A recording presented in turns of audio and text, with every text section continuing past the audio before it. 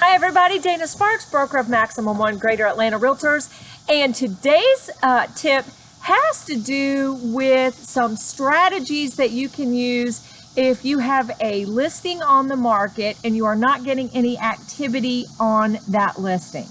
So general rule of thumb is check out the price, and is it that the market is rejecting, the current market is rejecting the price, and you might need to be improved. Regardless of the best market analysis out there and checking out the comparable sales in the past, today's market is different from previous markets. So general rule of thumb, they always say, is if you're not getting any showings at all, you're about 10% overpriced. If you're getting showings and no offer, consider that you might be about 5% overpriced. So definitely you want to check out the price based on how the market is responding and make an improvement there to get more market activity. Another strategy is price your listing right on the even numbers. Don't use the retail nines, but use the even numbers. For example, don't price it at $299.9, price it right at $300,000 to take advantage of two searches. One search would be agents and buyers looking up to $300,000, and another search would be agents and buyers looking at $300,000 and up. So that listing will appear in two searches, both on the MLS systems as well as online, and I've just done a whole previous video on that.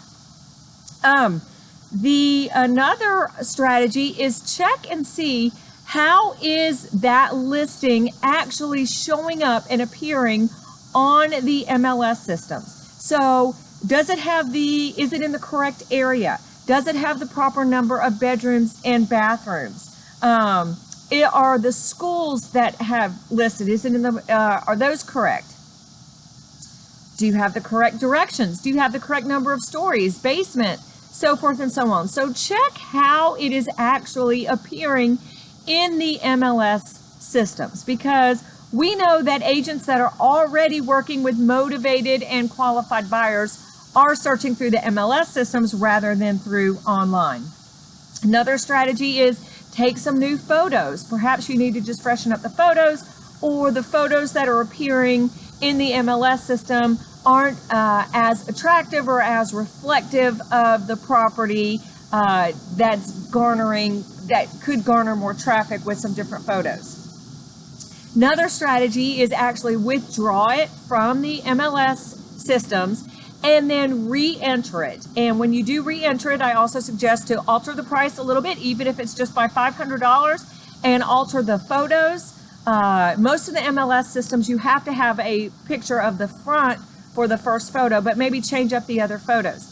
It'll get swept out to the internet again, and it will regenerate new enthusiasm and show up in new searches with a new MLS number. So that's a great strategy to use. You or the seller will have to pay typically to withdraw the property from the MLS system. So that's a strategy to talk to, a business decision to talk to regarding who's going to pay for that.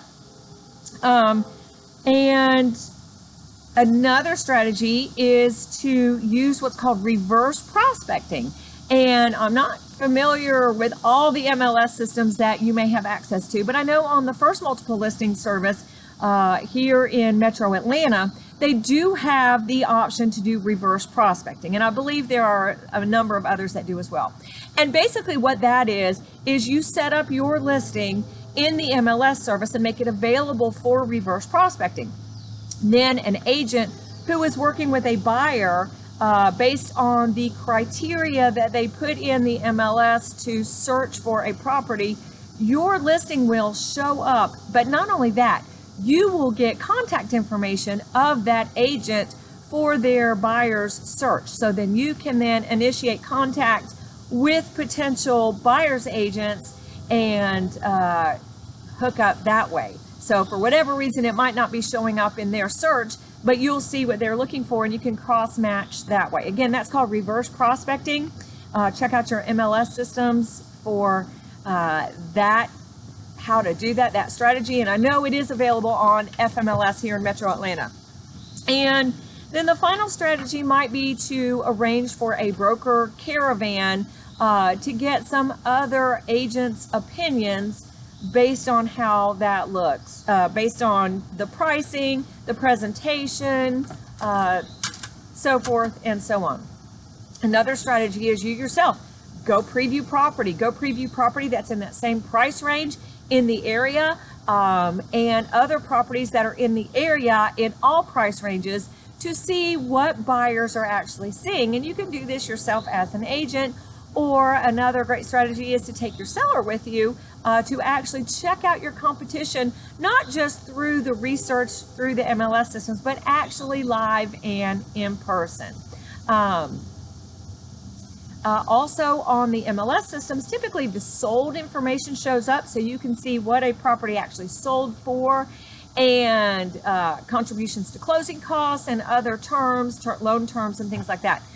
But if a property is showing pending, you're not going to have that information. So you can reach out to those other agents and see if they will share with you the pending information. They may not, because if that property does, if that contract falls through, they might be still competition for you. So, but you might be able to do that. And also look in the MLS systems and look at recent sales, very recent sales. And you might want to reach out to those selling agents that did have the contract on something that has just recently sold in the area or in the style or in the price range in the area, because that agent might have other buyers that are looking for something similar price-wise or in the area. Thank you guys so much for watching. I hope these tips helped you out, and that's it. Dana Sparks, broker of Maximum One Greater Atlanta Realtors, satisfying your needs with service, innovation, and education.